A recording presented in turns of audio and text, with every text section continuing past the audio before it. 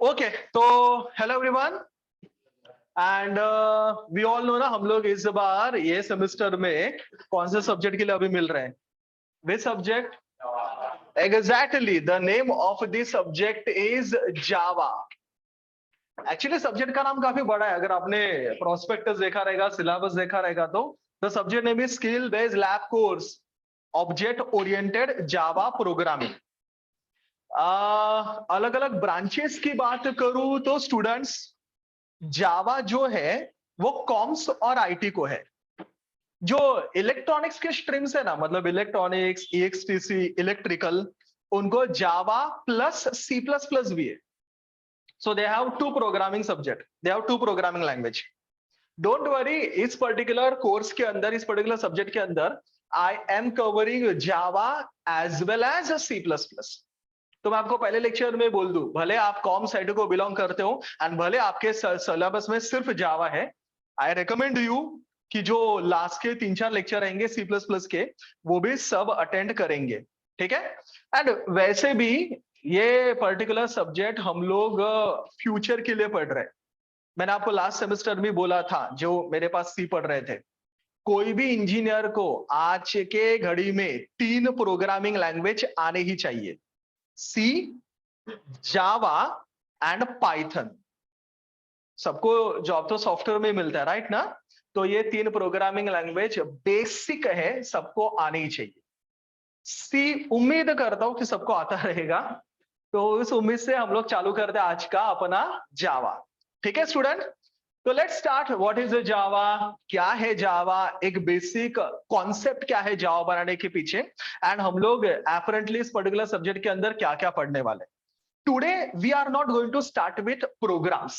Subject pure programming है needless to say but आज है ना हम लोग उस पर्टिकुलर सब्जेक्ट का थोड़ा सा थ्योरी देखेंगे क्योंकि मुझे लगता है अगर थियोरी पार्ट थोड़ा सा क्लियर है तो फिर नेक्स्ट टाइम प्रोग्राम अच्छे से समझ में आ सकता है तो I am not going to start with programs today next time मैं आपको लाइव रन करके सारे प्रोग्राम्स दिखाऊंगा next time onward will start with the programs तो आज एकदम जावा के बारे में बेसिक चीजें डिस्कस करेंगे सबसे पहले अगर आप जावा का कोई भी टेक्स्ट बुक पढ़ो या कोई भी रेफरेंस बुक पढ़ो हालांकि उसके चांसेस बहुत कम है लेकिन फिर भी अगर आपने जावा का कोई भी टेक्स्ट बुक देखा तो मोस्ट ऑफ टाइम स्टूडेंट्स जावा के टेक्स्ट बुक में आपको पहला लाइन दिखाई देता है जावा is object oriented programming language Java is object oriented programming language अगर आपको याद है लास्ट सेमेस्टर में आपने जो सी पढ़ा था सी इज प्रोसीजर ओरिएंटेड जबकि जावा को मैं क्या बोलूंगा object oriented Java C plus plus Python जो हम लोग अभी पढ़ने वाले हैं आगे सारे programming subject they all are object oriented तो आज का अपना मेजर डिस्कशन इसके ऊपर ही है why object oriented and what is object oriented तो सी जो लास्ट सेमेस्टर पढ़ा था उसको मैं प्रोसीजर ओरिएंटेड बोलता था क्या बोलता था उसको मैं किसी को याद है सी को प्रोसीजर ओरिएंटेड क्यों बोलते थे एग्जैक्टली प्रोसीजर का मतलब होता है फंक्शन एंड सी का अगर आप प्रोग्राम याद करो तो सी के प्रोग्राम में सबसे इंपॉर्टेंट फंक्शन ही थे आप याद करो ना सी में हर काम करने के लिए मुझे फंक्शन यूज करना पड़ता था अगर मुझे कुछ डिस्प्ले करना है प्रिंटफ फंक्शन था अगर मुझे कुछ एक्सेप्ट करना है तो बराबर ना वो मैथमेटिकल ऑपरेशन करने के लिए याद है एसक्यूआरटी पाव शाव ये सारे क्या थे मेरे functions right student even string handling function भी हमने देखे थे बरोबर ना ये सारे क्या है मेरे फंक्शंस अर्थात सी के अंदर हर काम करने के लिए मुझे यूज करना पड़ता था फंक्शन फंक्शन मतलब प्रोसीजर इसके लिए सी को मैं बोलता हूं प्रोसीजर ओरिएंटेड प्रोग्रामिंग क्या बोलूंगा उसको मैं जरा रिस्पॉन्स दीजिए मुझे जबकि जावा मैंने पहला लाइन लिखा जावा क्या है मेरा ऑब्जेक्ट ओरिएंटेड प्रोग्रामिंग तो सबसे पहला question sir Java object oriented क्यों है रादर स्टूडेंट किसी भी प्रोग्रामिंग लैंग्वेज को मैं ऑब्जेक्ट ओरिएंटेड तब बोलूंगा जब वो ऑब्जेक्ट ओरिएंटेड प्रोग्रामिंग के रूल्स फॉलो करता है आई सेड किसी भी प्रोग्रामिंग को ऑब्जेक्ट ओरिएंटेड तब बोलेंगे जब वो ऑब्जेक्ट ओरिएंटेड प्रोग्रामिंग के क्या फॉलो करते हैं रूल्स जाहिर सी बात है आपका जावा सी प्लस प्लस पाइथन, ये सारे ऑब्जेक्ट ओरिएंटेड के वो रूल्स फॉलो करते हैं। इसके लिए सारे क्या है मेरे, ऑब्जेक्ट ओरिएंटेड प्रोग्रामिंग लैंग्वेज। सुना सबने? मैंने बोला किसी भी लैंग्वेज को ऑब्जेक्ट ओरिएंटेड कब बोलेंगे, जब वो ऑब्जेक्ट ओरिएंटेड के क्या फॉलो करते हैं, रूल्स। अभी सबसे पहला क्वेश्चन दिमाग में आता है, ऐसे कौन से रूल्स है जो जावा फॉलो करता है? इसके लिए जावा क्या है मेरा, ऑब्जेक्ट ओरिएंटेड। स्टूडेंट, अगर मैं जावा को ऑब्जेक्ट ओरिएंटेड बनाने के रूल्स को डिस्कस करूं, तो जो मेरा सबसे पहला रूल है जो जावा को ऑब्जेक्ट ओरिएंटेड बनाता है, उस पर्टिकुलर रूल का नाम है क्लास एंड ऑब्जेक्ट। क्या नाम है रूल का? Class and object. अभी ये वर्ड है ना, इस पूरे सेमेस्टर में तुम्हारे सामने बहुत बार आएंगे, क्लास एंड ऑब्जेक्ट। पहला word class. So what is class? Forget about programming. अगर मैंने आपको इन जनरल पूछा भाई क्लास, तो आपके दिमाग में सबसे पहले क्या आता है? क्लास मतलब क्या? क्लास मतलब ग्रुप, बरोबर ना? और कुछ? क्लास ये वर्ड जब पहली बार सुनते हो दिमाग में क्या आता है? विद्यालंकार क्लास, ऐसा आता है। Class, class. क्या ऐसे आप सब लोग जो इधर बैठे हो, वो भी तो मेरा क्लास ही है ना स्टूडेंट, बरोबर? ये मेरा क्लास है, और आप सब लोग जो इधर बैठे हो ना, वो मेरे क्लास के मेंबर्स हो। क्या हो मेरे क्लास के? अभी मैं एक एक पत्ता खोलता हूं, सब लोग ध्यान दो। ये क्या है मेरा, और आप सब इस क्लास के क्या हो, मेंबर्स।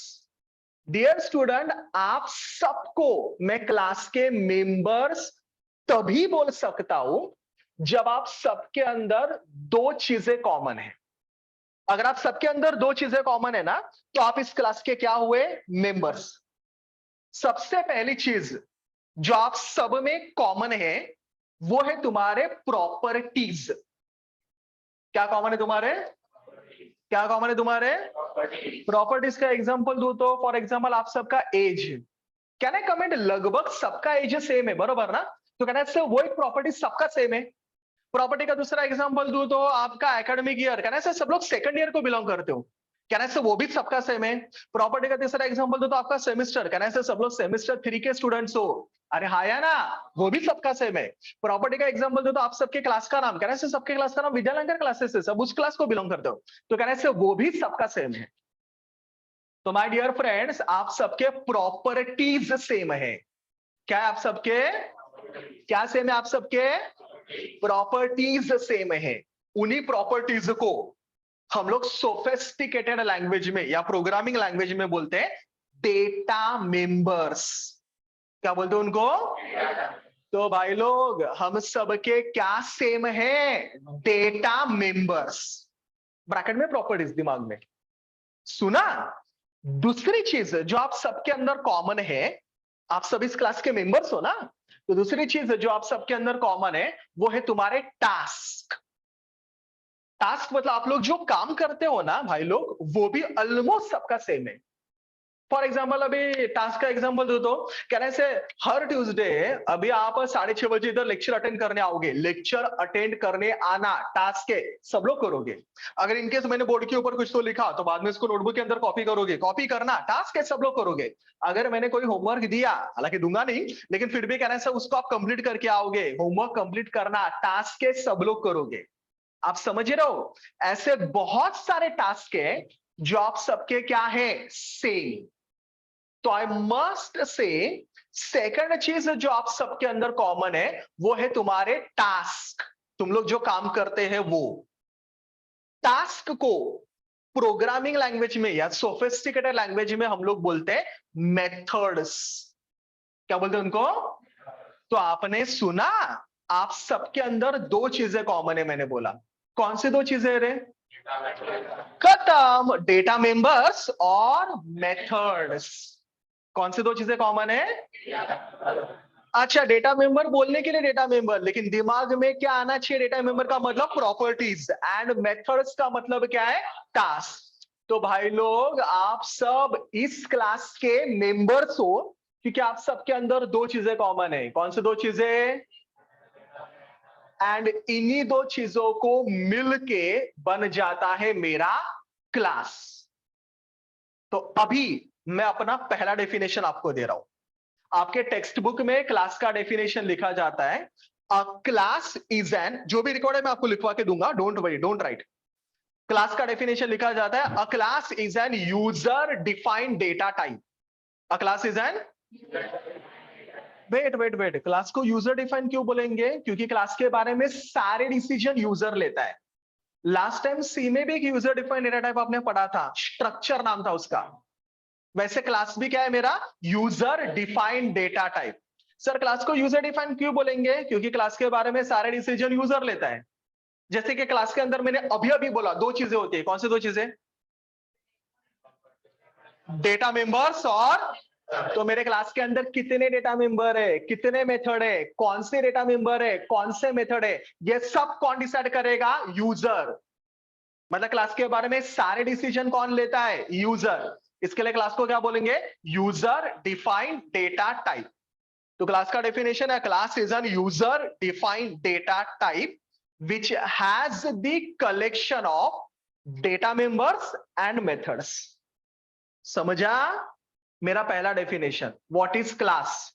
लास्ट टाइम बोल रहा हूं, अ class is an user defined data type which has the collection of data members and methods. Repeat, what is class? Stop. Class को यूजर डिफाइन क्यों बोलूंगा?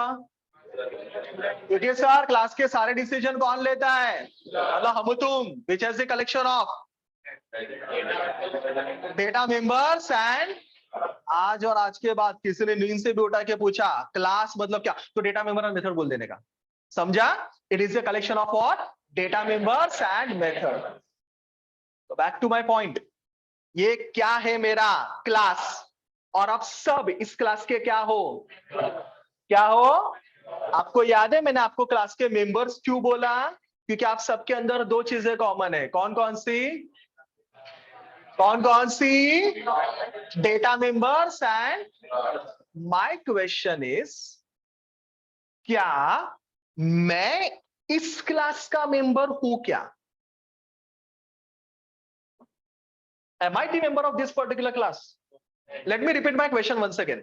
आप सब इस क्लास के मेंबर हो, नो डाउट, क्योंकि आप सबके अंदर दो चीजें कॉमन है। कौन सी दो चीजें? मैंने बोला मैं इस क्लास का मेंबर हूं क्या? Yes sir. हो क्या?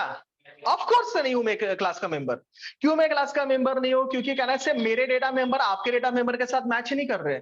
डेटा मेंबर के मैंने कौन कौन से एग्जांपल दिए? एज, मेरा एज आप लोग के एज के साथ मैच कर रहा है क्या? आई एम नॉट बुड्ढा बट स्टिल कहने से अपना एज मैच नहीं कर रहा है, अपना कहने से सेमेस्टर मैच नहीं कर रहा है। बहुत सारे पैरामीटर है जो तुम्हारे मेरे मैच नहीं कर रहे। इवन अपने टास्क भी मैच नहीं कर रहे, बरोबर ना? आप कुछ और काम करते हो, मैं कुछ और काम करता हूं, तो कहने से मेरे डेटा मेंबर आपके डेटा मेंबर अलग है, मेरे मेथड आपके मेथड्स अलग है। तो मैं इस क्लास का मेंबर नहीं हूं। तो एज एन आउटसाइडर अगर मुझे आप सबको एक काम देना है, आप इस क्लास के मेंबर हो, अगर एज एन आउटसाइडर मुझे आप सबको एक काम देना है, आई हैव टू चॉइसेस। एक तो क्लास के हर मेंबर के पास जाऊंगा और उसको काम दूंगा, थोड़ा सा टीडियस होगा अगर मेंबर बहुत ज्यादा है तो। या फिर दूसरा जो हम लोग नॉर्मली कॉलेज में किया करते हैं, मैं आप में से ही किसी एक बंदे को क्लास का सीआर बना दूंगा। सीआर माने? हाँ जी, कितना समर्पक नाम है, क्लास रिप्रेजेंटेटिव। क्योंकि कहना इससे वो आपकी क्लास को रिप्रेजेंट करेगा। क्या करेगा? क्लास को माने कहना इससे उसके अंदर वही डेटा मेंबर्स रहेंगे जो आप सबके अंदर है, उसके मेथड्स भी वही रहेंगे जो आप सबके हैं। अरे हाया ना, ऐसे क्लास के रिप्रेजेंटेटिव को मैं बोलता हूं ऑब्जेक्ट। समझा? तो ऑब्जेक्ट बोला ना, सीआर को याद करने का। ऑब्जेक्ट का डेफिनेशन क्या बोलने का पता है? Object is the representative of a class. Object is what? या object is a instance of a class बोलोगे तो भी चलेगा। इंस्टेंस का मतलब भी वही होता है जो मेरे क्लास को रिप्रेजेंट करता है, मतलब उसके अंदर भी वही डेटा मेंबर है जो बाकी सबके अंदर है, उसके अंदर भी वही मेथड है जो बाकी सबके अंदर है। ऐसे रिप्रेजेंटेटिव को मैं क्या बोलूंगा? क्लास का ऑब्जेक्ट। ओए सुना क्या सबने? तो व्हाट इज ऑब्जेक्ट? सुना नहीं दे रहा मुझे। Object is the representative of a class. ऐसा कोई भी बंदा या बंदी जो क्लास को रिप्रेजेंट करता है उसको मैं क्या बोलूंगा? क्लास का ऑब्जेक्ट। क्या बोलूंगा? क्लास का ऑब्जेक्ट। अगर आपने थोड़ा सा और डिटेल में सोचा तो कह रहा है इससे यही क्यों? आप सब भी इस क्लास को रिप्रेजेंट करते हो, मतलब कहना है कमेंट, आप सब इस क्लास के क्या हो? ऑब्जेक्ट्स। क्या हो क्लास के? ऑब्जेक्ट। इसके लिए भाइयों बहनों क्लास का एक और डेफिनेशन भी बोल सकता हूं। अ class is the collection of objects. Agree? What is class? तो मैंने क्लास के दो डेफिनेशन बोले। पहला डेफिनेशन था a class is an user defined data type which has the collection of. And अभी अभी हमने क्लास के एक और डेफिनेशन बोला, class is the. What is object? Can anyone tell me? जी, object is a representative of a class, object is the instance of a class. समझा? Java भाई साहब की बात करूं तो जावा के अंदर ना स्टूडेंट मुझे हर प्रोग्राम कंपलसरी क्लास के अंदर लिखना पड़ता है। किसके अंदर लिखना पड़ता है? वो सीमे कैसे हर प्रोग्राम अपने को मेन के अंदर लिखना पड़ता था, इंट मेन के अंदर, वैसे जावा में हर प्रोग्राम किसके अंदर लिखना पड़ता है मुझे? एंड प्रोग्राम के अंदर की बहुत सारी चीजें ऑब्जेक्ट्स होती है। इसके लिए जावा भाई साहब की बात करूं, जावा काफी प्रोमिनेंटली सपोर्ट करता है इस रूल को। क्या नाम है मेरे रूल का? एंड इसके लिए मैं बोलूंगा जावा क्या है मेरा? Object oriented programming language. Agree?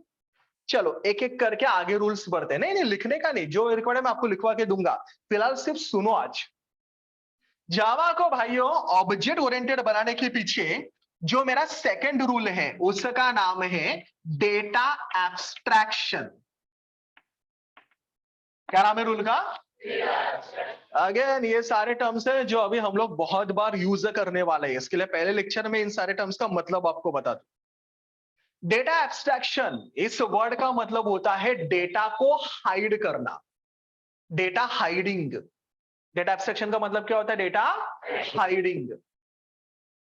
अभी जब मैं अपने इंजीनियरिंग में था और जब मेरे टीचर ने मुझे बोला था डेटा एब्स्ट्रैक्शन मतलब डेटा हाइडिंग, तो मेरे दिमाग में दो तीन क्वेश्चंस आए थे।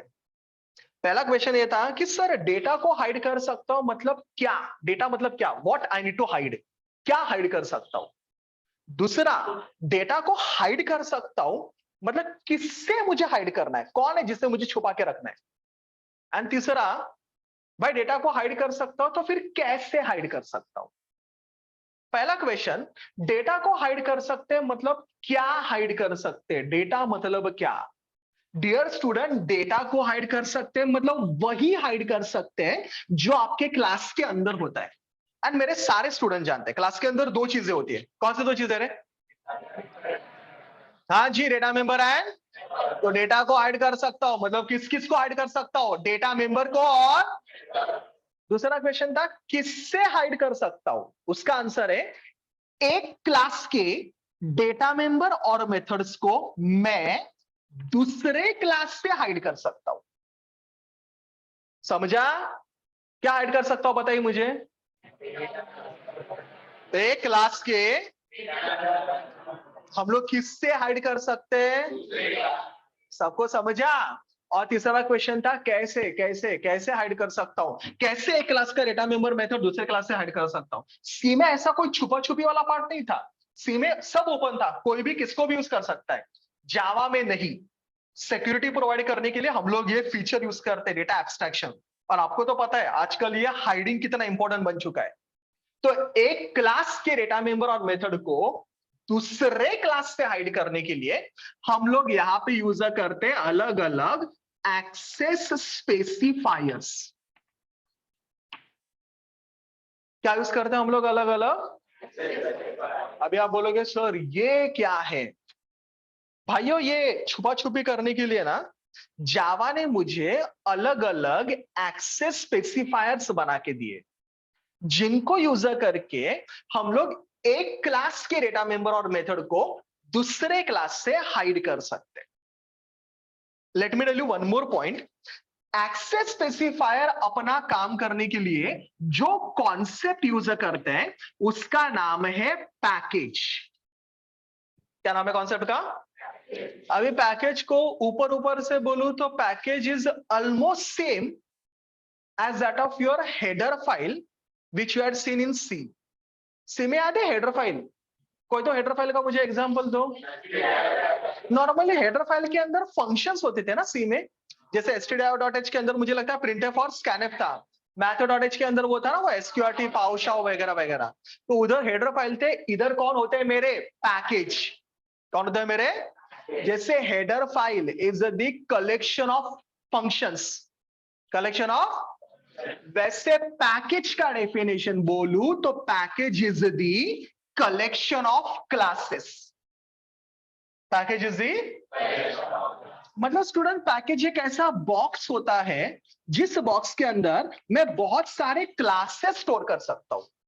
बहुत सारे क्या स्टोर कर सकता हूं? आपको तो पता है एक क्लास के अंदर दो चीजें होती है, कौन सी दो चीजें? लेकिन अगर मैंने ऐसे बहुत सारे क्लासेस एक जगह पे ग्रुप किए तो उस पर्टिकुलर ग्रुप को मैं क्या बोलूंगा? पैकेज। ऐसे मेरे कंप्यूटर में बहुत सारे पैकेज हो सकते हैं और बहुत सारे पैकेज के अंदर बहुत सारे क्या हो सकते हैं? क्लासेस। एंड फिर चालू होता है मेरा एक्सेस स्पेसिफायर का काम। तो स्टार्ट करूं मैं? अलर्ट, अभी डिफिकल्ट पार्ट है भाइयों। एक्सेस स्पेसिफायर्स की बात करूं तो जावा के अंदर जो सबसे पहला एक्सेस स्पेसिफायर है उसका नाम है पब्लिक। क्या नाम है इसका? By the way it's a keyword. Keyword मतलब मुझे पूरा के पूरा स्मॉल में लिखना पड़ेगा। क्या नाम है पहला एक्सेस स्पेसिफायर का? ये बड़ा बॉक्स क्या है मेरा? ये क्या है मेरा? ये दो क्या है मेरे? अभी देखो मैं आंसर कैसे बोल रहा हूं। अगर क्लास के डेटा मेंबर और मेथड्स को मैंने पब्लिक रखा, क्या रखा? डेटा मेंबर और मेथड को मैंने मतलब डेटा मेंबर के आगे भी मैंने पब्लिक लिखा, मेथड के आगे भी मैंने पब्लिक लिखा।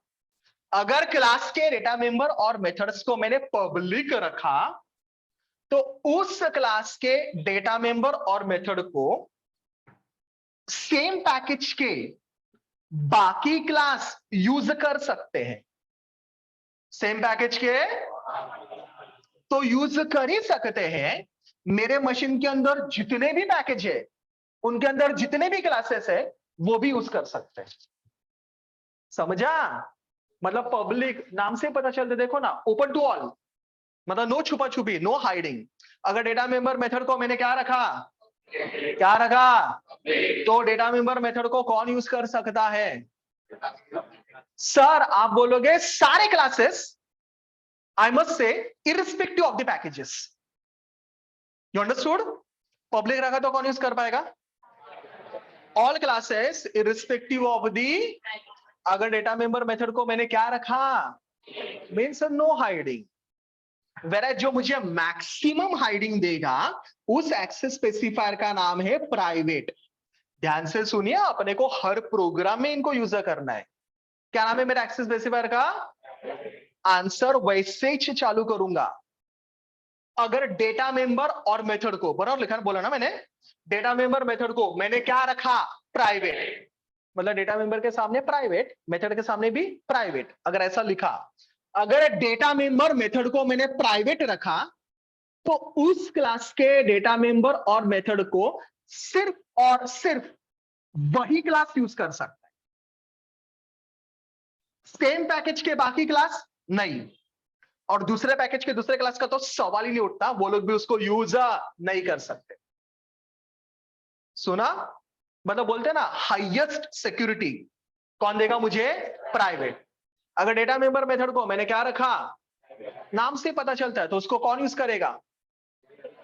सिर्फ वो क्लास सर, और कोई भी क्लास उसको यूज नहीं कर सकता। ओके, जो मेरा तीसरा एक्सेस स्पेसिफायर है उसका नाम है डिफॉल्ट। क्या नाम है स्टूडेंट उसका? आंसर वैसे स्टार्ट करूंगा। ये दोनों क्या है मेरे? इस बार डेटा मेंबर मेथड को मैंने क्या रखा? अच्छा सुनिए, पब्लिक रखने के लिए मुझे उनके आगे पब्लिक लिखना पड़ता है, प्राइवेट रखने के लिए प्राइवेट लिखना पड़ता है। कुछ भी नहीं लिखा तो बाय डिफॉल्ट होता है डिफॉल्ट। आई मीन टू से default is not a keyword. कुछ भी नहीं लिखा मतलब क्या होता है वो? डिफॉल्ट। अगर मेरे क्लास के डेटा मेंबर और मेथड्स को मैंने क्या रखा? बरोबर जी, क्या रखा? तो उस क्लास के डेटा मेंबर और मेथड को सिर्फ सेम पैकेज के बाकी क्लासेस यूज कर सकते हैं। सुना? कौन यूज कर सकते हैं? मतलब समझा ना, कौन यूज नहीं कर सकते? कौन यूज नहीं कर सकते? दूसरे पैकेज के क्लासेस उनको यूज नहीं कर सकते। मतलब एक क्या बोलते हैं, मॉडरेट सिक्योरिटी देता है मुझे मेरा डिफॉल्ट एक्सेस स्पेसिफायर। वेराज जो चौथा और लास्ट एक्सेस स्पेसिफायर है उसका नाम है प्रोटेक्टेड। क्या नाम है उसका? सी प्लस प्लस पढ़ा था ना, तो सी प्लस प्लस में तीन ही थे, पब्लिक, प्राइवेट, प्रोटेक्टेड। जावा के अंदर एक एडिशनल है डिफॉल्ट। अच्छा, मैं प्रोटेक्टेड की बात कर रहा था, राइट ना? अगेन ये दोनों क्या है मेरे? अगर उनको मैंने क्या रखा इस बार? प्रोटेक्टेड इज अ कीवर्ड, मतलब उनके आगे मुझे क्या लिखना पड़ेगा? प्रोटेक्टेड। अगर क्लास के डेटा मेंबर और मेथड को मैंने प्रोटेक्टेड रखा तो उस क्लास के डेटा मेंबर और मेथड को सेम पैकेज के सारे क्लास यूज कर सकते हैं। सेम पैकेज के प्लस दूसरे पैकेज के सिर्फ वही क्लास यूज कर पाएंगे जो क्लास उस क्लास से डिराइव हुए। मैंने एक बार फिर से बोलता हूं, सेम पैकेज के सारे क्लास, दूसरे पैकेज के सारे नहीं, सिर्फ वो जो उस क्लास से क्या हुए? डिराइव। सर ये डिराइव क्या बवंडर है? ये डिराइव फिलहाल तो सिर्फ वर्ड याद रखिए। डिराइव वर्ड आपको तब समझ में आ जाएगा जब हम लोग ऑब्जेक्ट ओरिएंटेड का तीसरा फीचर पढ़ेंगे जिसका नाम है इनहेरिटेंस। क्या नाम है इसका? तो फिलहाल सिर्फ इतना याद रखिए कि प्रोटेक्टेड में यूज कौन कौन कर सकता है। कौन कौन यूज कर सकता है मैंने बोला भाइयों? सेम पैकेज के और दूसरे पैकेज के, अर्थात दूसरे पैकेज के नॉन डिराइव्ड क्लास यूजर। चारों में डिफरेंशिएट हो रहा है। एक बार मेरे रेफरेंस के लिए, पब्लिक में कौन कौन यूज कर सकता है? All classes irrespective of D. अच्छा, प्राइवेट में only that particular class, no other class ना। अच्छा, डिफॉल्ट में all classes belonging to the same package. And last one कौन है? कौन यूज कर सकता है? All classes of D, and can I say derive class of D. Is this clear? तो कह रहे से इधर एप्रोप्रिएट एक्सेस स्पेसिफायर यूज करके मैं एक क्लास को दूसरे क्लास से हाइड कर सकता हूं। फॉर एग्जांपल, अगर जैसे मैंने प्राइवेट यूज किया तो इस क्लास को ये यूज कर पाएगा क्या रे? अगर मैंने डिफॉल्ट यूज किया तो इस क्लास को ये यूज कर पाएगा क्या? आप समझ रहे हो? मतलब जावा के अंदर हाइडिंग सपोर्टेड है।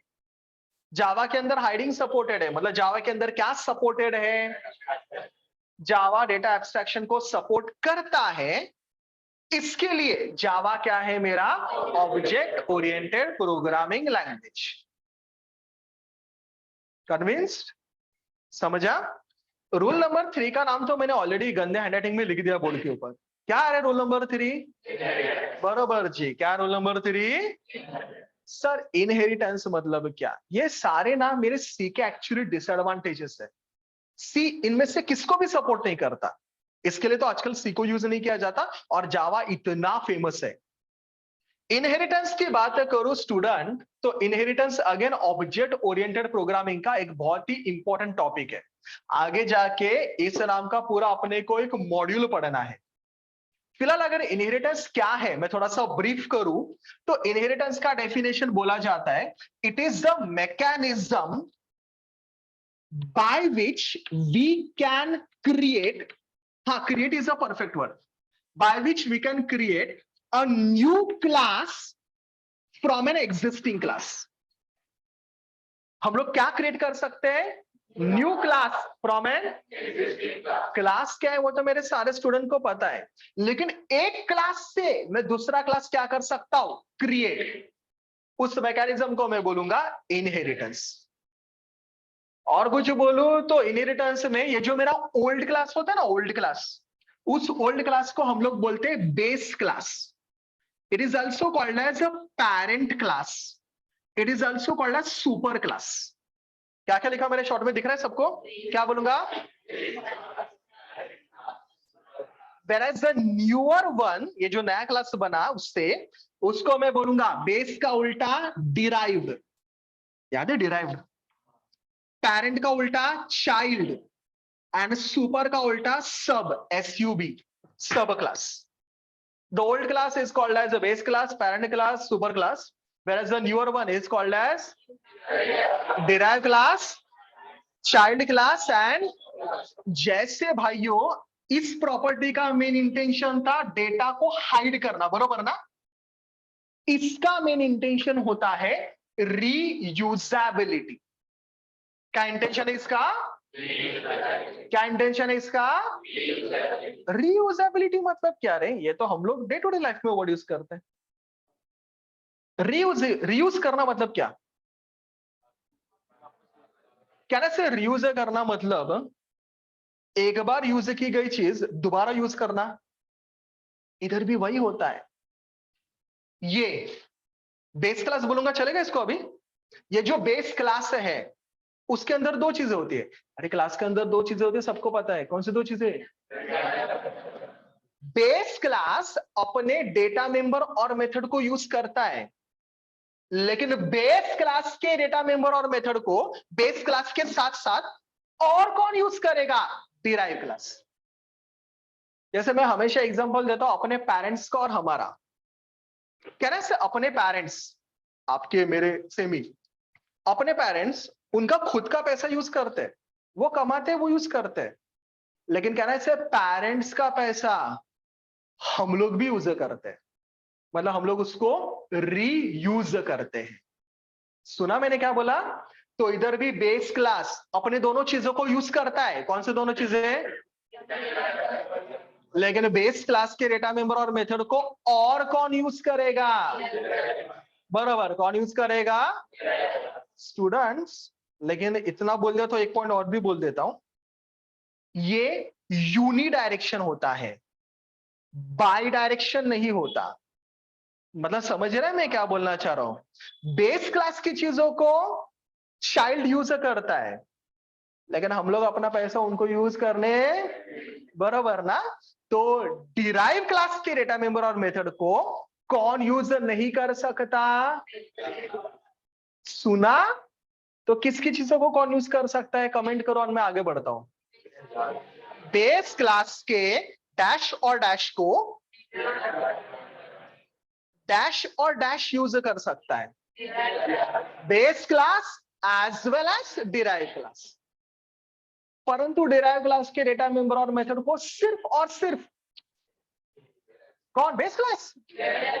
डिराइव क्लास से क्या कर सकता है? यूजर कर सकता है। Are you all getting me? This is called as reusability. Reusability मतलब क्या? एक बार लिख, दो तीन बार यूज कर। तो बेस क्लास के अंदर अगर कोई चीज लिख दी तो कहना है डिराइव क्लास भी उसको क्या कर सकते हैं? यूजर कर सकते हैं। एंड ये मुझे कौन सपोर्ट करता है? इनहेरिटेंस। अगेन इनहेरिटेंस को भी अपना जावा भाई साहब पूरी शिद्दत से सपोर्ट करता है। एंड इसके लिए जावा में बोलूंगा किसको सपोर्ट करता है? Object oriented. Okay. And last rule जो क्या बोलते हैं, ये थप्पा लगा देगा कि जावा ऑब्जेक्ट ओरिएंटेड है, उस पर्टिकुलर रूल का नाम है पॉलीमॉर्फिज्म। क्या नाम है रूल का? Again it is one of the important rule जो ये क्लियर करता है कि जावा ऑब्जेक्ट ओरिएंटेड है। रादर इस नाम का भी अपने को चैप्टर देखना है। फिलहाल पॉलीमॉर्फिज्म के बारे में एकदम छोटा सा डेफिनेशन वगैरह बोलूं तो पॉलीमॉर्फिज्म ये वर्ड खुद दो अलग अलग वर्ड से बनाया गया है। Poly means many and morphism का मतलब होता है फॉर्म्स। मेनी फॉर्म्स, क्या मतलब इसका? इसका डेफिनेशन भी टेक्स्ट बुक के अंदर ऐसे लिखा जाता है। पॉलीमॉर्फिज्म का डेफिनेशन लिखा जाता है, इट इज द एबिलिटी, हाँ ability is the perfect word, it is the ability to take more than one forms. It is the ability to take more than, मतलब क्या पता है, जावा के अंदर ऐसी बहुत सारी चीजें हैं जिनके अंदर वो एबिलिटी है कि वो अलग अलग फॉर्म ले सकते हैं। हम सब के अंदर भी पॉलीमॉर्फिज्म है, राइट ना स्टूडेंट? जैसे कि आप सबको पता है हम सब भी अलग अलग सिचुएशन में अलग अलग तरीके से बिहेव करते हैं। अभी आप सब लोग मेरे सामने क्लास में बैठे हो, कितना शांत भगवान की तरह बैठे हो। घर पे ऐसे बैठते हो कह रहे इतने शांत नहीं ना, घर पे हम लोग किसी और फॉर्म में होते हैं, मेहमान आने के बाद किसी और फॉर्म में आ जाते हैं, मेहमान जाने के बाद ओरिजिनल फॉर्म में आ जाते हैं, बराबर। हम लोग ही है, आप क्या मैं क्या। दोस्तों के साथ अलग फॉर्म में होते हैं, पेरेंट्स के सामने अलग फॉर्म में होते हैं, किसी और के सामने अलग फॉर्म में होते हैं, बराबर। मतलब एक ही बंदा अलग अलग फॉर्म लेता है, इसको मैं क्या बोलता हूं? पॉलीमॉर्फिज्म। सी बेचारा मेरा स्ट्रेट फॉरवर्ड था, सी में जो दिखता है वही होता है, जावा में कॉन्टेक्स्ट के अनुसार वो चेंज करता है। फॉर एग्जाम्पल एक छोटा सा एग्जांपल लेता हूं मैं, अगर मैंने प्लस ये सिंबल बनाया प्रोग्राम के अंदर, आपके दिमाग में सबसे पहले क्या आ रहा है, क्या मतलब रहेगा? बराबर, क्या रहेगा इसका मतलब? बराबर, जावा के अंदर ये एडिशन करता ही है, लेकिन कुछ कुछ जगह पे ये प्लस सेपरेशन का भी काम करता है। किसका काम करता है? कहना ये चाह रहा हूं, है तो बंदा एक ही, लेकिन कभी एडिशन करता है, कभी सेपरेशन करता है। स्ट्रिंग्स में कॉन्कैटिनेशन भी करता है, याद है कॉन्कैटिनेशन, ज्वाइन करना। तो एक ही बंदा अलग अलग कॉन्टेक्स्ट में अलग अलग तरीके से बिहेव करता है। इसके लिए मैं बोलूंगा जावा के अंदर क्या है मेरा? पॉलीमॉर्फिज्म है। क्या है मेरा? Again, one of the important rule of object-oriented programming, which is clearly supported by Java, and hence it is finally proved Java is a what? Object-oriented programming language. You got my first answer? Question वही है, why Java is object-oriented programming language? मैं आपको answer लिखा के दूंगा। इसका answer में हम लोग क्या क्या लिखने वाले, पहले एक बार उसको जरा रिवाइज कर लूं। Java is object-oriented programming language because it follows object-oriented rules. Rule number 1. Anyone remember class का definition क्या था? Starting में बोला था user defined data type which has the collection of,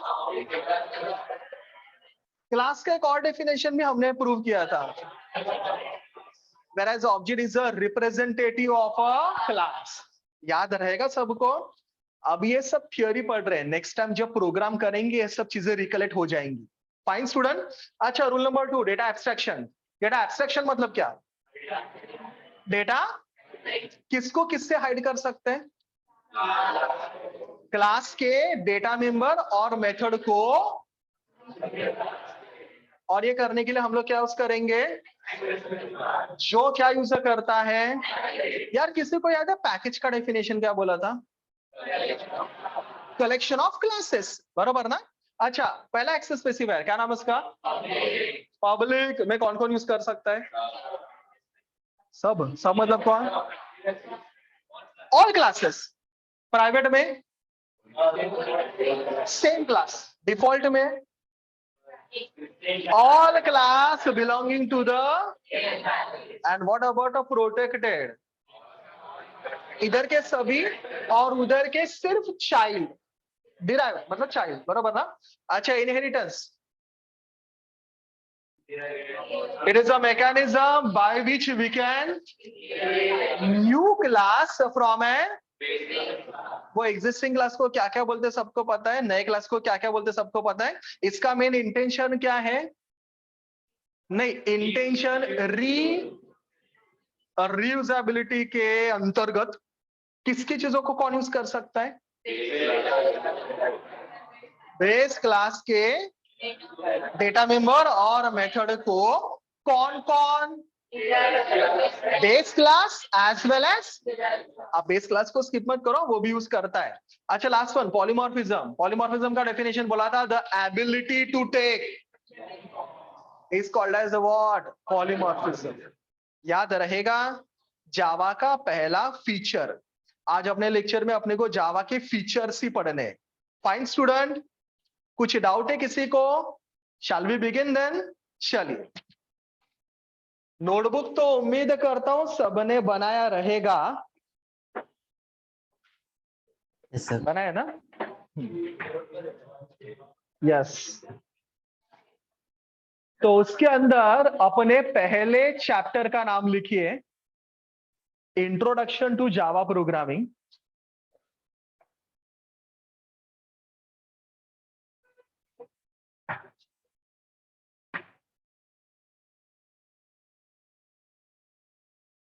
introduction to Java programming, और उसके अंदर पहला टॉपिक लिखिए, ऑब्जेक्ट ओरिएंटेड प्रोग्रामिंग।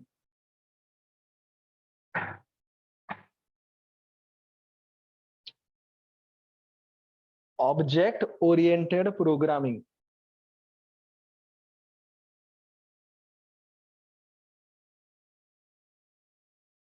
अंदर लिखिए, Java is object oriented programming.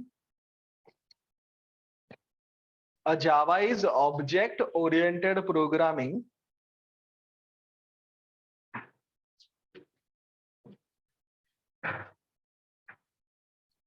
because it follows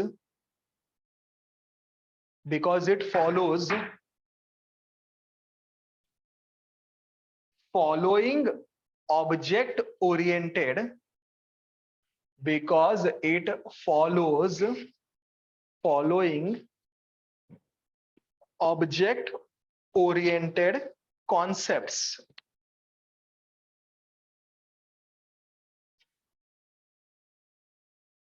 First one, class and object.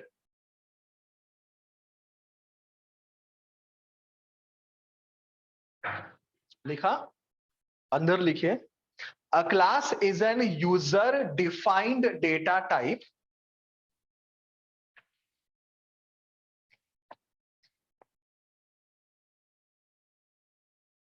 a class is an user defined data type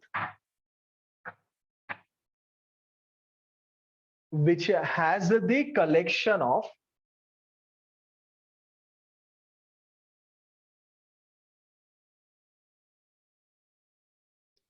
data members bracket में लिखोगे। Data member का मतलब मैंने क्या बोला था? Properties, bracket complete, and methods. Methods के बाजू में ब्रैकेट में लिखोगे टास्क। नेक्स्ट पॉइंट लिखिए सेम इसमें, a class is also considered as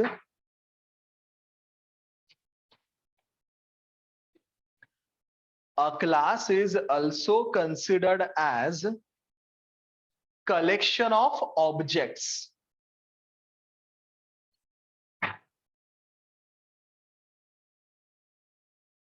next point, object is representative of a class, representative of a class, और क्या बोला था मैंने, याद है किसी को? Instance of a class, instance of a class. अच्छा, next rule, data abstraction. Data abstraction,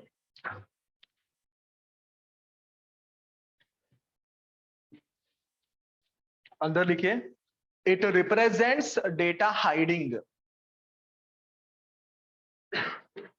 it represents data hiding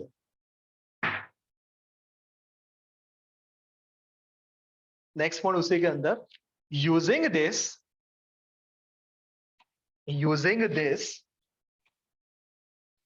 we can hide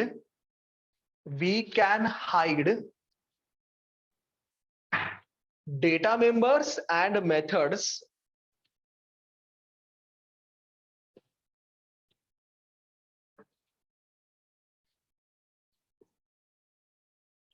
of one class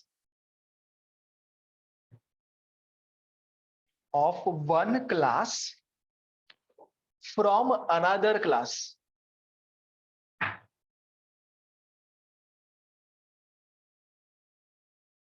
Next point, for that it uses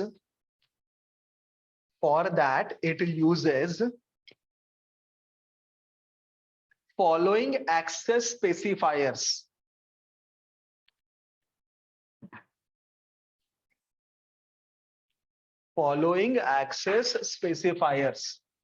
अच्छा स्टूडेंट, मेरे चारों access specifier keywords है, तो सबको पूरा की पूरा स्मॉल में लिखने का।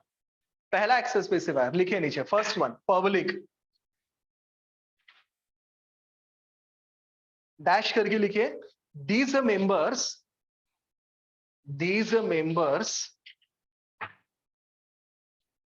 can be used by all classes irrespective of the packages.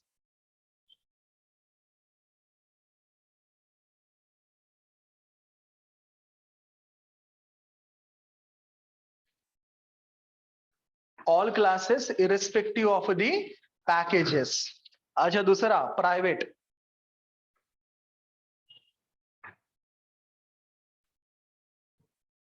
Dash करके लिखिए, these members can be used by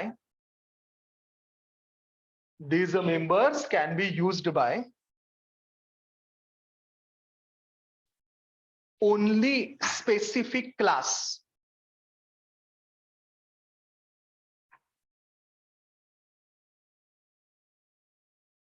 Third one, default.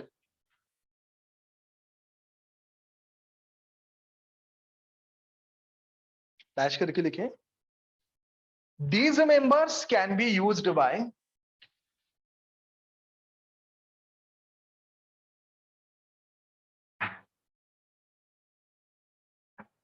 all classes of the same package.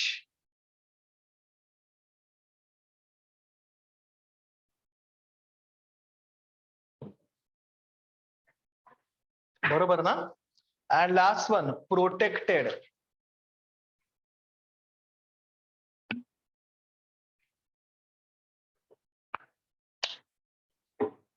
These members can be used by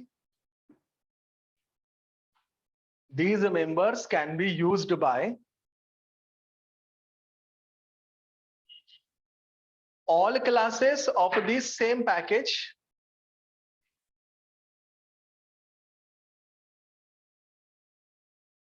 and can anyone complete my point? Derive class from another package.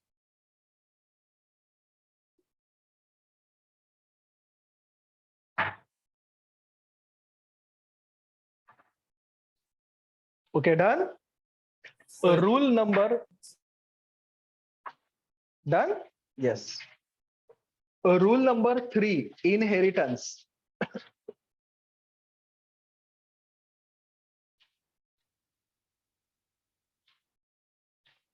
अंदर लिखिए, it is the mechanism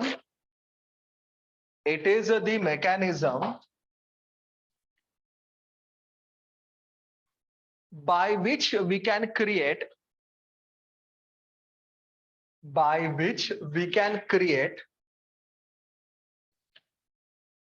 new class from an existing class.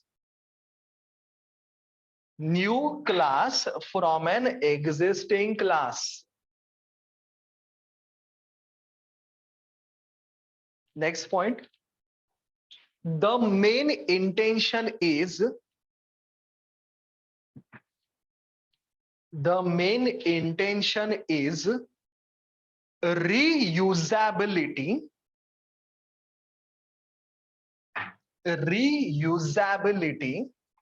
comma, through which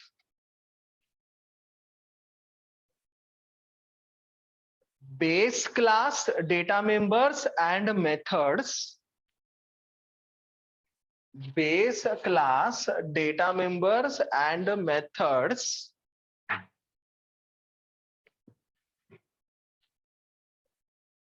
can be used by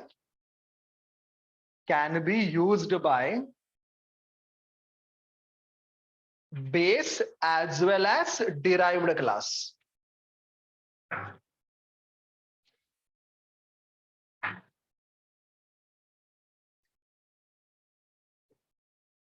And the last one, polymorphism.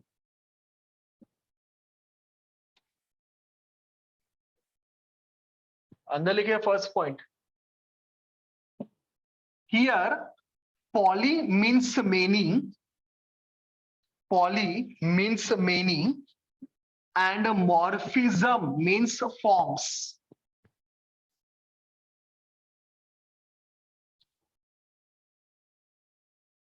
Next point. It is the ability. It is the ability to take more than one forms. It is the ability to take more than one forms. Done everyone? ये सारे definition अपने को लगने वाले हैं जब हम लोग इसके सारे प्रोग्राम्स देखेंगे. Online students done? सबका हुआ लिख के? Yes, sir. Yes, sir. Yes, ठीक है. चलिए आगे बढ़ो. कौन सा पॉइंट? सर वो इनहेरिटेंस का सेकंड पॉइंट था ना.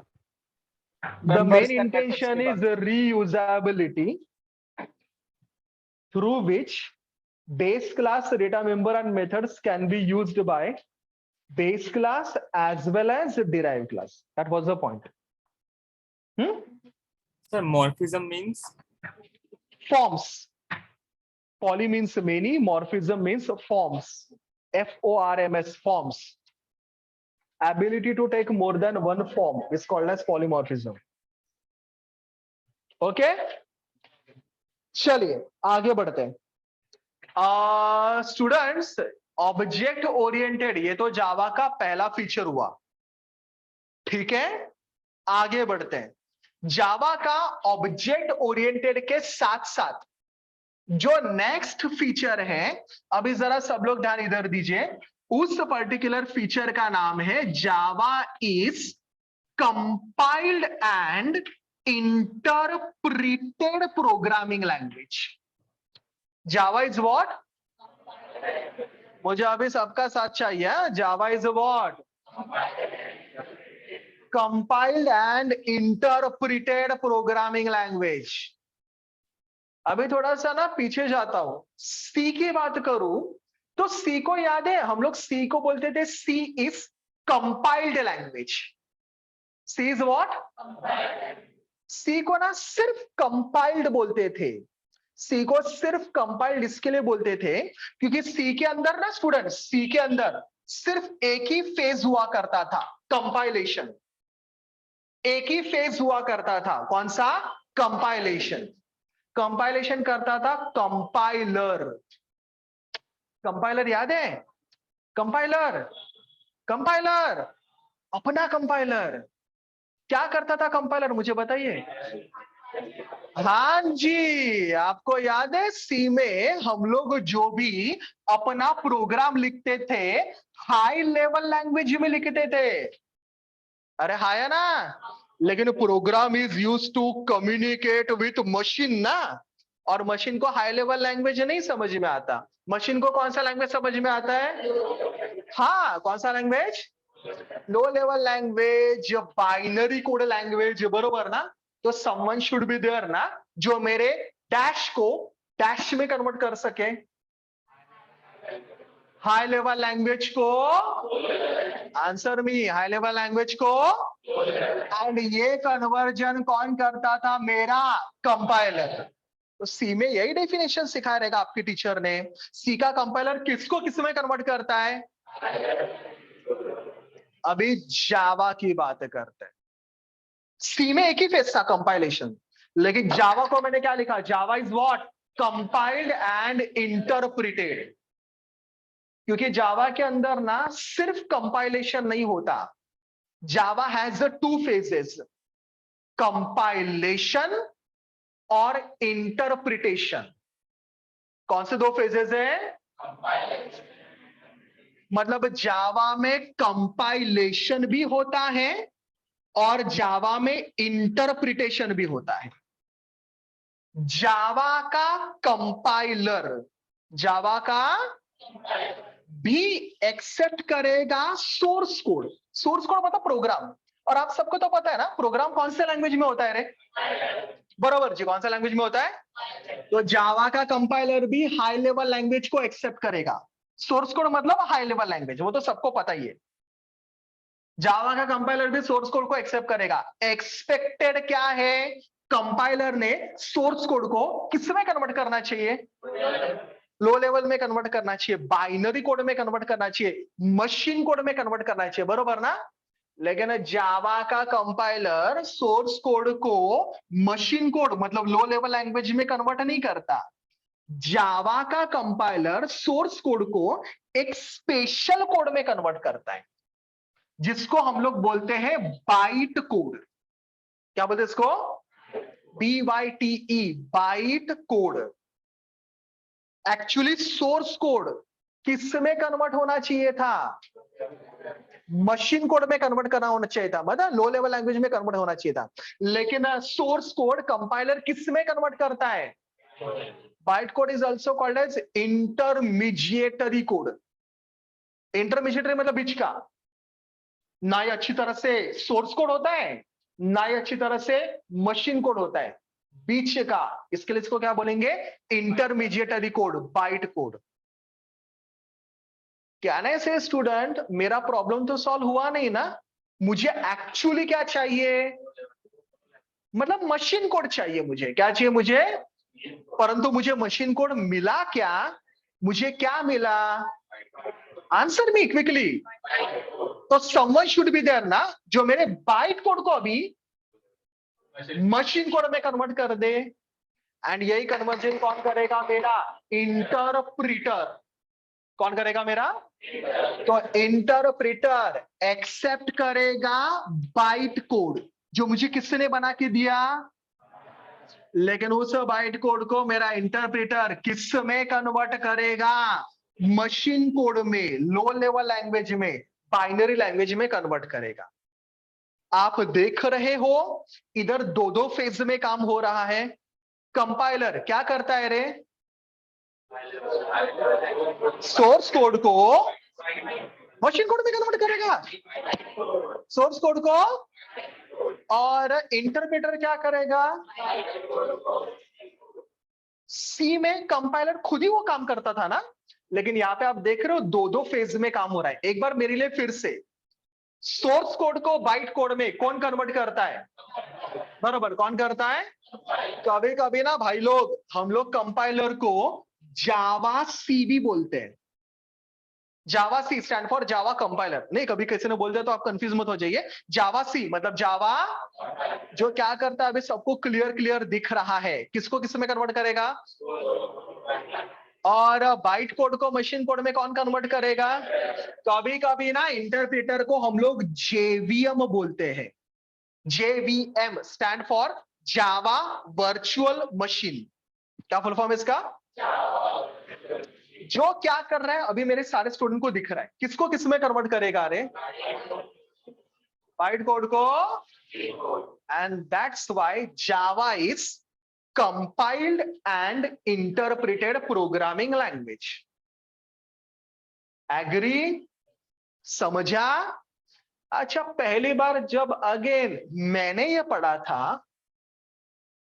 तो दिमाग में डाउट था, ऐसा क्यों? सी हमने पढ़ा है, बरोबर, तुमने ही पढ़ा था, मैंने ही पढ़ा था। सी में कहने से जो काम एक सिंगल स्टेप में हो रहा है, कहने से जावा में वही काम करने के लिए मुझे दो दो स्टेप यूज करने पड़ रहे हैं। जबकि जावा तो सी के कंपैरिजन में बहुत एडवांस्ड है। तो जो प्रीवियस लैंग्वेज एक स्टेप में चुटकी में कर रहा था, वही काम करने के लिए इधर दो दो स्टेप्स क्यों? इस क्यू का आंसर मुझे तब मिला जब मैंने जावा का नेक्स्ट फीचर पढ़ा। जावा का तीसरा फीचर जो जावा को सबका बॉस बना देता है, उस पर्टिकुलर फीचर का नाम है जावा is platform independent programming language. Java is what? जरा जोश में, जावा इज व्हाट? ये दो दो स्टेपों में इसके लिए काम करना पड़ता है क्योंकि जावा को खुद को क्या बनाना था? Platform independent. I was telling, जब मैं बहुत सारे स्टूडेंट को क्वेश्चन पूछता हूं क्यों जावा प्लेटफॉर्म इंडिपेंडेंट है, तो बहुत सारे जन मुझे आंसर देते हैं, सर जावा प्लेटफॉर्म इंडिपेंडेंट इसके लिए क्योंकि जावा को मैं हर ओएस के ऊपर चला सकता हूं। ओएस मतलब बराबर, ओएस मतलब ऑपरेटिंग सिस्टम। वैसे student let me tell you, ये पॉइंट बराबर है बट आंसर गलत है। जावा को मैं हर ओएस के ऊपर चला सकता हूं, that is right, but that is not the reason why Java is platform independent. वैसे तो सी को भी ना मैं हर ओएस के ऊपर चला सकता हूं, मैं सी को विंडोज के ऊपर चला सकता हूं, मैं सी को लिनक्स के ऊपर चला सकता हूं। कभी कभी तो कुछ कुछ स्टूडेंट सी को एंड्रॉइड फोन के ऊपर भी चला रहे आजकल। तो क्या सी प्लेटफॉर्म इंडिपेंडेंट है क्या? नहीं। सी का कॉन्सेप्ट क्या है पता है? सी में मैं जिस मशीन में प्रोग्राम को कंपाइल करता हूं उसी मशीन पे रन करना पड़ता है, बरोबर? सी में आप पहले प्रोग्राम को कंपाइल करते थे, बाद में रन करते थे ना। मैं जिधर कंपाइल करूंगा उधर ही क्या करना पड़ता है मुझे? रन। जावा का ऐसा नहीं है। अभी ध्यान से सुनिए, जावा में प्रोग्राम को हम लोग एक मशीन में कंपाइल करके दूसरे किसी भी मशीन में रन कर सकते हैं। सुना क्या?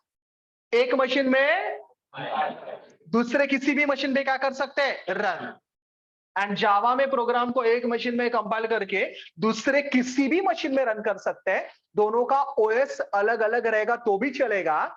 इसके लिए जावा मेरा प्लेटफॉर्म इंडिपेंडेंट है। तो अगर आपको किसी ने पूछा ना why Java is platform independent, क्या आंसर दोगे पता है? Because sir in Java we can compile the program in one machine, we can compile the program in and run the program in any other machine irrespective of their operating system. That's why Java is platform independent. Can you please repeat for me why Java is platform independent?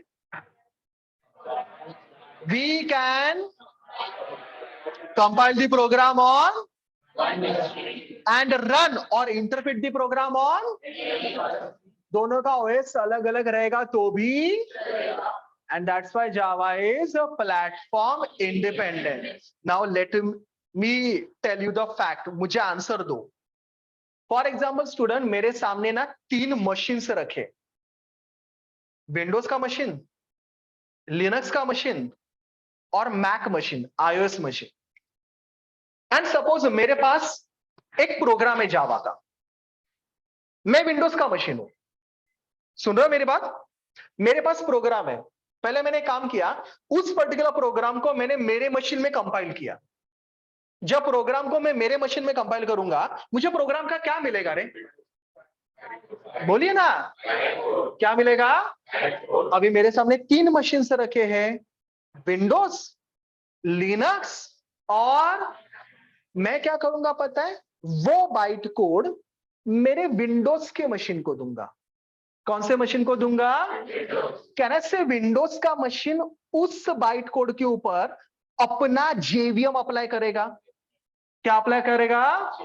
हाँ, byte code के ऊपर JVM ही apply होता है ना। क्या मिलेगा रे मुझे? मेरा प्रोग्राम उधर चल जाएगा। सेम बाइट कोड मैंने लिनक्स के मशीन को दिया, किस मशीन को दिया? लिनक्स की मशीन वाले क्या करेंगे? उस बाइट कोड के ऊपर क्या अप्लाई करेंगे? बरोबर जी, क्या अप्लाई करेंगे? क्या मिलेगा मुझे? लिनक्स का मशीन कोड। लिनक्स का मशीन कोड विंडोज को मे भी नहीं समझेगा, मैक वाले को मे भी नहीं समझेगा, लेकिन इनको समझेगा। कैसे मेरा प्रोग्राम इधर रन हो जाएगा? अरे समझा क्या? सेम बाइट कोड मेरे तीसरे मशीन को दिया, तुम्हारा कौन सा था? क्या करेंगे ये लोग बाइट कोड के ऊपर? क्या अप्लाई करेंगे? क्या मिलेगा? मतलब कहने से मेरा प्रोग्राम उधर भी चला जाएगा। हैव यू नोटिस मैं आप तीनों मशीन को क्या दे रहा था? क्या दे रहा था? और आप लोग उसके ऊपर सिर्फ क्या अप्लाई कर रहे थे? अभी समझा ये एडिशनल स्टेप क्यों बनाया गया? सो दैट मेरा प्रोग्राम क्या बने? Platform independent. नहीं समझा? पक्का? तो प्लेटफॉर्म इंडिपेंडेंट माने मैं प्रोग्राम को एक मशीन में कंपाइल करके दूसरे किसी भी मशीन में क्या कर सकता हूं? रन। हाँ, उनका ओएस अलग अलग रहेगा तो भी चलेगा। अभी कभी कभी मेरे दिमाग में ये भी आता है, मैं ऐसा क्यों करूंगा? पागल है क्या? एक मशीन में कंपाइल करके दूसरे मशीन में रन करने के लिए जाएंगे? होता है क्या? कभी ऐसा किया है क्या? कभी नॉर्मली अपनी आदत क्या है, जिधर कंपाइल करोगे उधर ही क्या करोगे? तो हम लोग अभी ऐसे करते हैं क्या? एक मशीन में कंपाइल करके दूसरे मशीन में रन करने के लिए भागेंगे? नहीं, हम लोग नहीं करते, लेकिन नॉर्मली ऐसा होता है। अगर आप नोटिस करो, आजकल के जो फेमस एप्लीकेशन है, कोई भी आप फेमस एप्लीकेशन बोलो, फेसबुक, मुझे लगता है हम सब फेसबुक यूज करते हैं, बरोबर ना? फेसबुक मार्क जकरबर्ग ने बनाया, बरोबर? अगर मार्क जकरबर्ग ने फेसबुक को प्लेटफॉर्म इंडिपेंडेंट नहीं बनाया होता तो विंडोज के लिए उसको अलग कोड करना पड़ता, एंड्रॉइड के लिए अलग कोड करना पड़ता, एप्पल के लिए अलग कोड करना पड़ता। हाँ या ना स्टूडेंट? बेचारा अगर हर ओएस के लिए अलग अलग कोड करता बैठता तो मर जाता ना। तो उसने क्या किया? अपने कोड को बना दिया प्लेटफॉर्म इंडिपेंडेंट। तो जब हम लोग विंडोज के ऊपर चलाते हैं, विंडोज के मशीन कोड में कन्वर्ट होता है और मेरा फेसबुक उधर चल जाता है। अगर मैंने एप्पल के फोन पे चलाया तो एप्पल की मशीन कोड में कन्वर्ट होता है और मेरा प्रोग्राम उधर भी चल जाता है। आप समझ रहे हो मैं क्या बोल रहा हूं?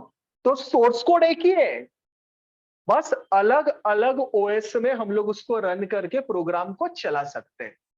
And that gives the importance of platform independence. तो आप आज की घड़ी का कोई भी फेमस एप्लीकेशन देखो, फेसबुक देखो, व्हाट्सएप देखो, गूगल देखो, कहना से हर ओएस के ऊपर चलते हैं, राइट ना स्टूडेंट? वो किसी एक ओएस के लिए नहीं बनाए गए, and that's why they are famous, which brings the importance of platform independence. अभी मैं आपको काउंटर एग्जांपल भी दे सकता हूं। अभी आपको पता है या नहीं मुझे इतना श्योरिटी नहीं है, लेकिन कुछ सालों पहले, मतलब एक अराउंड 8-10 साल पहले, लोग ब्लैकबेरी के फोन काफी ज्यादा यूज करते थे। Have you heard something blackberry? और एक्चुअली देखो ना तो उन्होंने पहला मैसेंजर बनाया था, बीबीएम, ब्लैकबेरी मैसेंजर बोलते थे उसको। हालांकि बाद में व्हाट्सएप ने तो खा लिया उसको, लेकिन BBM, that application was platform dependent, क्योंकि वो ना सिर्फ ब्लैकबेरी फोन के ऊपर ही चलता था। बाकी अगर आपके पास कोई फोन है तो उसके ऊपर वो नहीं चलता था, एंड यही उसका रीजन था फेलियर के पीछे। इसके लिए अभी कोई बीबीएम को यूज नहीं करता, लोग वही यूज करते हैं जो मल्टी ओएस के ऊपर चलता है, एंड वो अपने को कौन प्रोवाइड करता है? अपना Java. You got my point? You understood what I want to tell? तो जावा इज प्लेटफॉर्म इंडिपेंडेंट क्योंकि मैं प्रोग्राम को हर ओएस के ऊपर रन कर सकता हूं, irrespective of their operating system. Clear? पक्का? दो मैंने प्रॉपर्टी अभी आपको बोले, जावा is compiled and interpreted. Compiled and interpreted के अंदर क्या लिखोगे? दो फेजेस है। कौन से दो फेजेस है? Compilation and interpretation. कंपाइलेशन में कंपाइलर क्या करता है और इंटरप्रिटेशन में इंटरप्रेटर क्या करता है।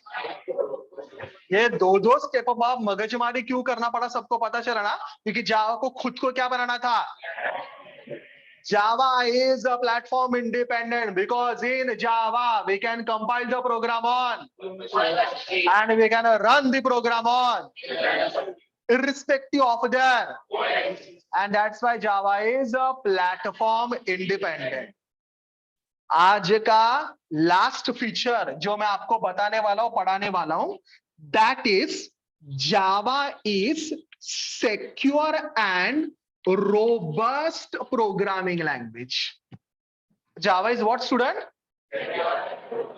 अगेन ये एक मुद्दा है जो जावा को स्पेशल बना देता है आपके सी लैंग्वेज के कंपैरिजन में. जावा को सिक्योर बोलने के पीछे दो रीजन है. पहला रीजन, जावा सिक्योर इसके लिए क्योंकि जावा पॉइंटर कॉन्सेप्ट को सपोर्ट नहीं करता.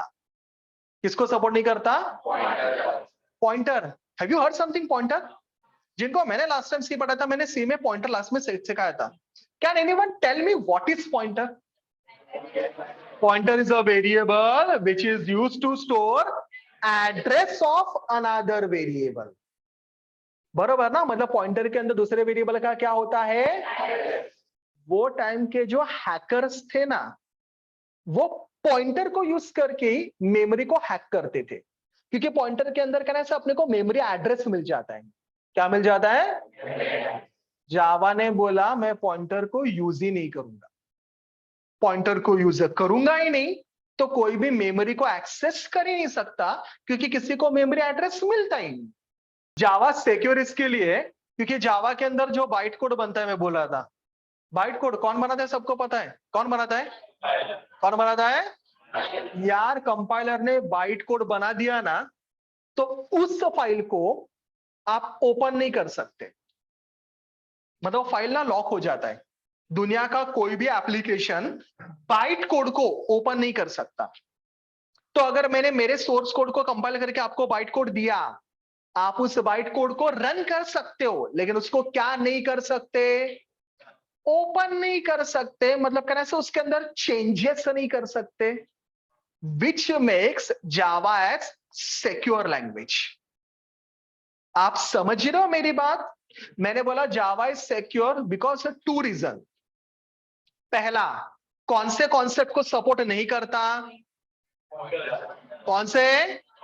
तो कोई भी मेमोरी को एक्सेस कर ही नहीं सकता, राइट ना? एंड दूसरा, जावा के अंदर जो बाइट कोड बनता है उसको हम लोग क्या नहीं कर सकते?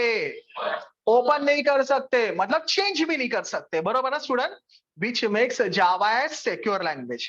आपको याद है अभी थोड़ी देर पहले वाले एग्जांपल में मैं आपको क्या दे रहा था? Byte code. आप उसको रन कर सकते हो, लेकिन उसको क्या नहीं कर सकते? चेंज, ऑल्टर नहीं कर सकते.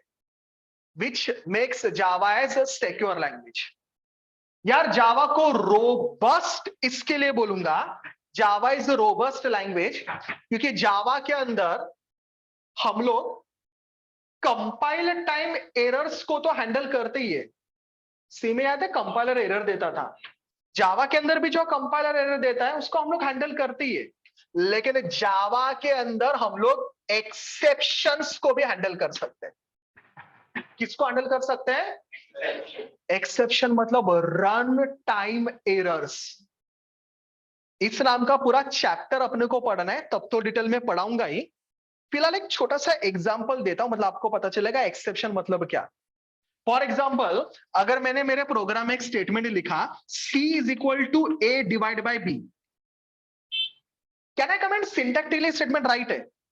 क्या कर रहा हूं यहां पे? मैं डिवीजन कर रहा हूं, बराबर. और आंसर किसके अंदर स्टोर कर रहा हूं? सिंटैक्स में कुछ भी प्रॉब्लम है यहां पे? नहीं सर, परफेक्ट है. लेकिन कहना से लॉजिकली यही स्टेटमेंट रॉन्ग होगा अगर मेरे B का वैल्यू 0 होगा. अगर बंदे ने B का वैल्यू एंटर किया 0, वी ऑल नो ना, anything divide by 0 is infinity, not defined. उसको मैं किधर भी स्टोर कर सकता हूं क्या? ऐसे एरर को मैं बोलता हूं एक्सेप्शन. क्या बोलता हूं मैं इसको? सी में एक्सेप्शन को हैंडल करने का कोई भी मैकेनिज्म नहीं है. सी में अगर ऐसा कुछ झोल हुआ ना, तो आपका प्रोग्राम उधर ही टर्मिनेट हो जाता है. बट जावा में हम लोग एक्सेप्शन को हैंडल कर सकते हैं। वो चैप्टर आएगा तब आपको सिखाऊंगा। मतलब जावा मेरा रोबस्ट लैंग्वेज है। कैसा लैंग्वेज है मेरा? बिकॉज जावा में हम लोग किसको मैनेज कर सकते हैं? एक्सेप्शन को। अगर बी का वैल्यू 0 हुआ तो एक्सेप्शन आएगा। सी ने उसको हैंडल करने के लिए कोई मैकेनिज्म नहीं है, बट जावा में yes we can handle it. That's why Java is robust language. Am I clear to you? बस मुझे आज आपको इतना पढ़ाना था। कुछ डाउट है इधर किसी को? प्लेटफॉर्म इंडिपेंडेंस क्लियर हुआ सबको? सिक्योर रोबस्ट क्लियर हुआ सबको? Online students, is this clear? Yes, sir. Unmute and give me the Yes, answer. sir. तो स्टार्ट करें इस आंसर को लिखना फिर। चलिए,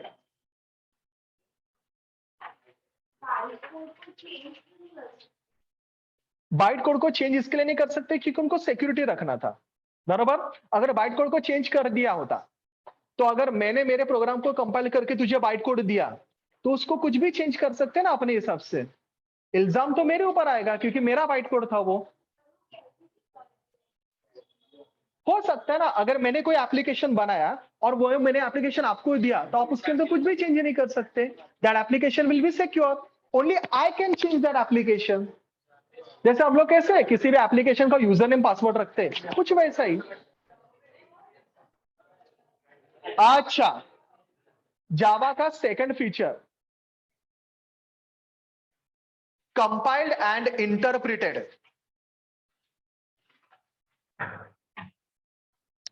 compiled and interpreted.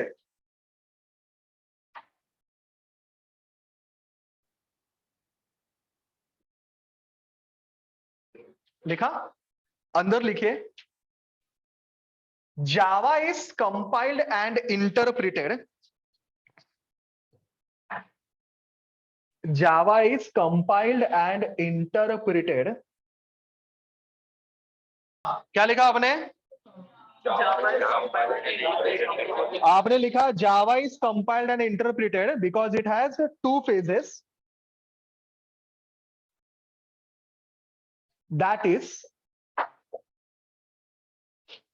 compilation and interpretation.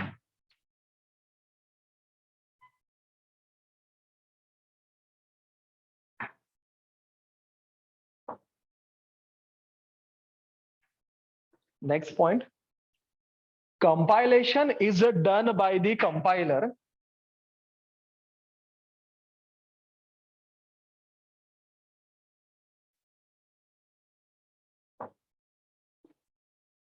which converts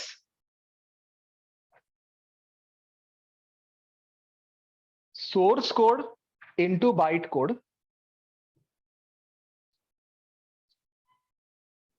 Sir, compilation is the process. Compilation is done by the compiler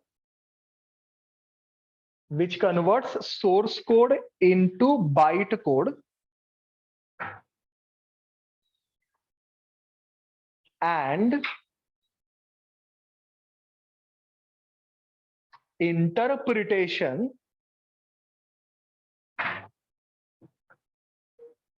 is done by interpreter and interpretation is done by interpreter which converts byte code into machine code, which converts byte code into machine code. Right ना student? लिखा सबने? अच्छा, नीचे काम कीजिए, ये diagram बना दीजिए दोनों, ठीक है। डायग्राम से आपको एट अ ग्लांस पता चलेगा कंपाइलर क्या करता है, इंटरप्रेटर क्या करता है। बस एक काम करो, इनका फुल फॉर्म लिखो, या एमसीबीसी मत लिखो। Source code, byte code, machine code, ठीक है। जेवीएम का फुल फॉर्म क्या है? Java virtual machine.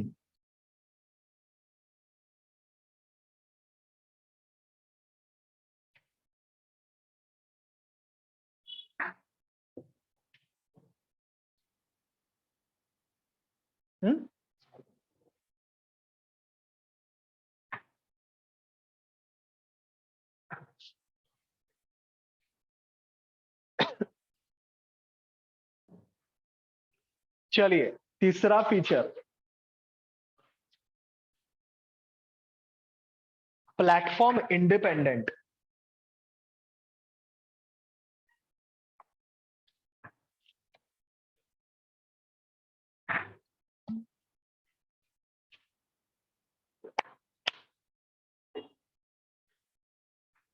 अंदर लिखिए, Java is platform independent. Java is platform independent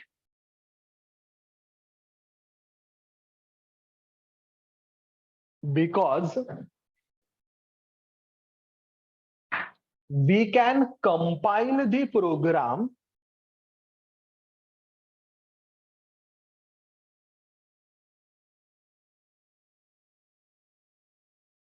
on one machine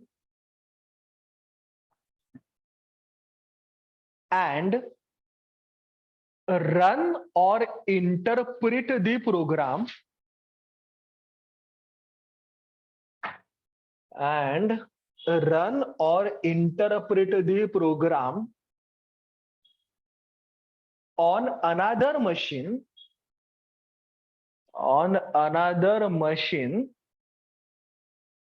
comma, irrespective of their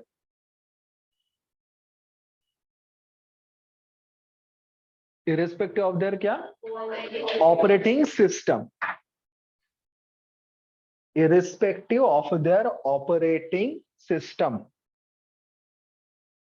And last one, secure and robust.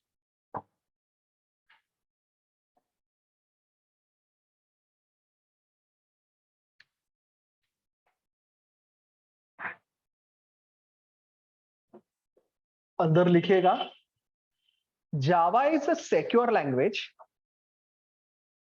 Java is a secure language as it does not support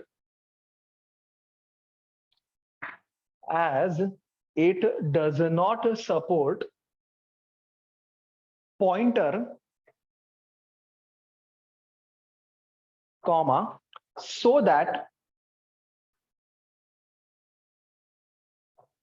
no one can access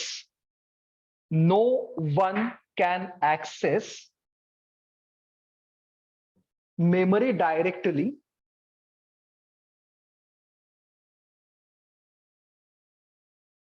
and also we cannot alter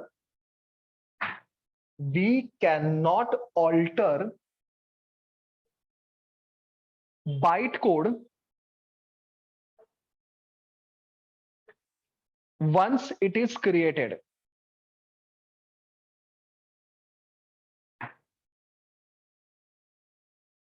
next point उसी के अंदर लिखे, जावा is a robust language. Java is a robust language because it can handle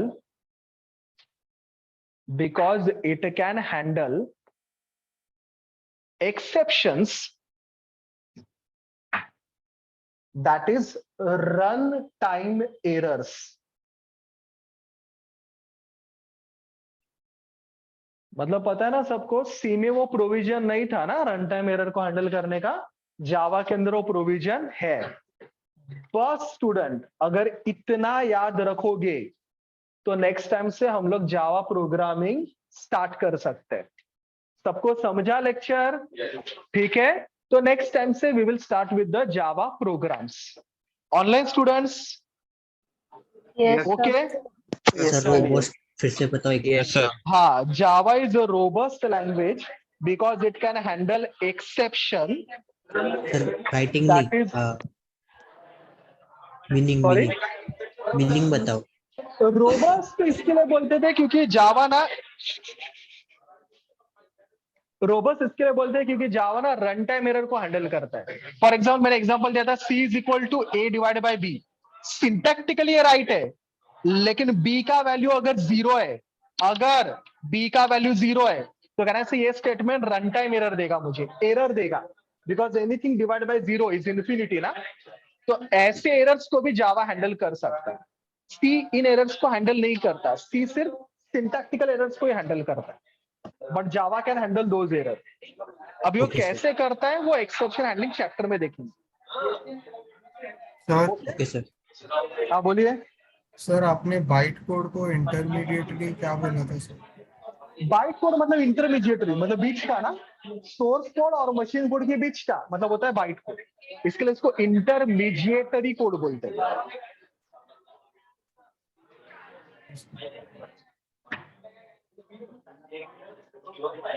okay,